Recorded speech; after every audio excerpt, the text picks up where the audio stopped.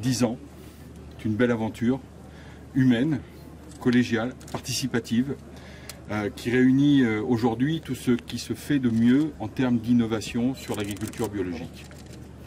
Et l'agriculture biologique, elle doit être portée, et je le dirai tout à l'heure dans mon propos, mais nous devons accompagner l'agriculture biologique et ses mutations. Il y a une forte demande sociale aujourd'hui autour de l'agriculture biologique, autour des produits bio. Et nous sommes actuellement, nous sommes actuellement en plein dans les états généraux de l'alimentation. Nous ouvrons le premier chantier sur la création et la répartition de la valeur. Ce premier chantier, il est destiné à faire en sorte que les producteurs, demain, que nous puissions trouver des solutions, que chacun prenne ses responsabilités, que demain, les producteurs puissent vivre dignement de leur travail. Parce que les agriculteurs sont des gens qui se lèvent tôt, travaillent dur et gagnent souvent très peu. Et donc, nous devons changer ce paradigme. Et donc, chacun devra prendre ses responsabilités. La grande distribution, les transformateurs. Et c'est pourquoi, moi, j'ai souhaité, à travers les exemples que l'on peut voir aujourd'hui et ce qui se passe sur le territoire, parce qu'il y a une demande sociale forte, eh bien, appuyer cette demande sur les produits issus de l'agriculture biologique. Et je voudrais rappeler les engagements que nous avons pris, ces engagements fermes à l'horizon de 2022, fin du quinquennat. C'est 50% de nourriture bio ou d'appellation d'origine ou écologique servie dans la restauration collective. C'est passer les surfaces agricoles de 6 à 8% au terme de 2022. Et si nous pouvons faire mieux, nous le ferons. Mais il faut accompagner ces mutations, il faut accompagner ces conversions. J'ai souhaité aussi, et j'ai pris cette initiative, que nous puissions trouver les conditions, et il va falloir maintenant travailler et négocier, à créer un fonds privé pour la bio, pour aider les filières émergentes, aider les filières qui veulent se constituer. Parce qu'aujourd'hui, nous avons aussi besoin de structurer les filières. Parce que les filières bio, parce que la demande sociale est forte, eh bien, il y a une réponse du marché. Et quand une filière bio fonctionne, quand le marché et la demande est là, quand les consommateurs répondent présents parce qu'ils ont confiance dans les produits qui leur sont vendus, eh bien cette filière, elle fonctionne bien. Donc il va falloir aider celles qui sont le plus en difficulté. Et puis, il va falloir les aider à travers la formation. Et ici, nous sommes sur un site où on a dédié cette formation à l'agriculture biologique. Je n'oublie pas que j'ai été président pendant 5 ans d'un conseil d'administration d'un lycée dans mon département, dans la Manche, où nous avons fait de la conversion au bio. Et cela s'est bien passé. Et aujourd'hui, nous pouvons en tirer beaucoup de bénéfices en termes de formation et en termes d'innovation. Et ce que je veux dire également, et pour terminer, c'est que au-delà des innovations que nous allons mettre en place, nous avons besoin demain, et ça sera le deuxième chantier des États généraux de l'alimentation, d'accompagner une alimentation plus saine, plus durable et accessible à tous.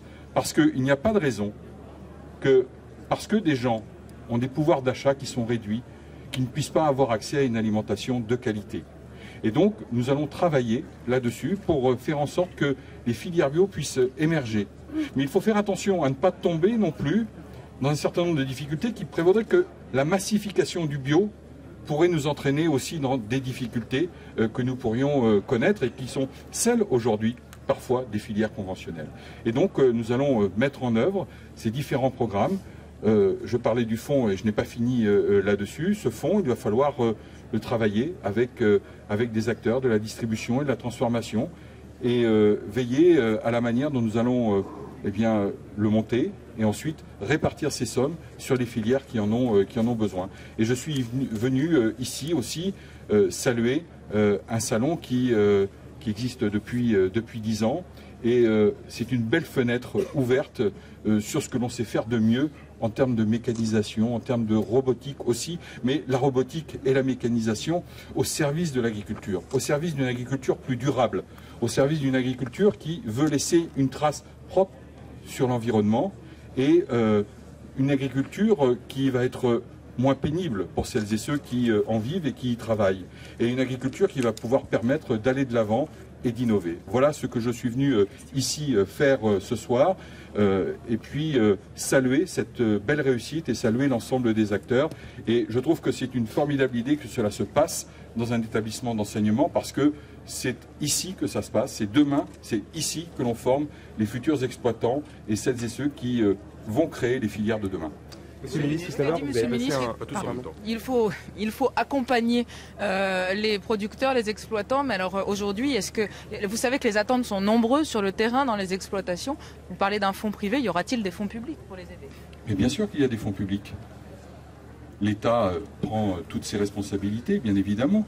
Et nous avons aujourd'hui, sur l'aide à la conversion, l'État est présent, bien évidemment. Et nous allons continuer. Quand je vous dis tout à l'heure que nous avons des objectifs à l'horizon de 2022, c'est que, bien évidemment, nous allons les accompagner. Et puis il y a les régions avec lesquelles nous travaillons. J'ai présidé hier le comité État-région, où nous sommes revenus sur la maquette FEADER pour travailler au financement, qui seront demain ceux de l'agriculture biologique et dont les régions sont autorités de gestion aujourd'hui, donc nous allons accompagner. En région Rhône-Alpes, ces aides à la conversion ont fortement diminué. Est-ce que ce n'est pas un peu dommage et est-ce que ça ne va pas à l'encontre de ce que vous êtes en train de nous annoncer? Non, madame, elles n'ont pas diminué. Elles n'ont pas diminué parce que nous avons eu à faire... Oui, mais après, ce sont les aides régionales, elles ont diminué parce que il y a la libre administration des collectivités. Et moi, les régions, elles sont autonomes dans les choix qu'elles veulent faire. Ce sont des choix politiques. Si je décide de mettre des plafonds, c'est parce que ça correspond à un choix politique qui a été fait par l'Assemblée régionale. Si je décide de ne pas mettre de plafond, je n'en mets pas. Mais pour autant, il faut faire attention parce qu'il faut que tout le monde soit servi.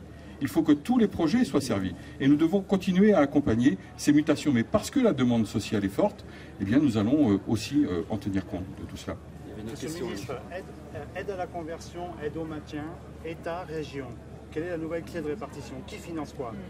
La clé de répartition, nous avons démarré hier notre travail ensemble avec les régions et nous allons faire ce travail ensemble pour déterminer les clés de répartition.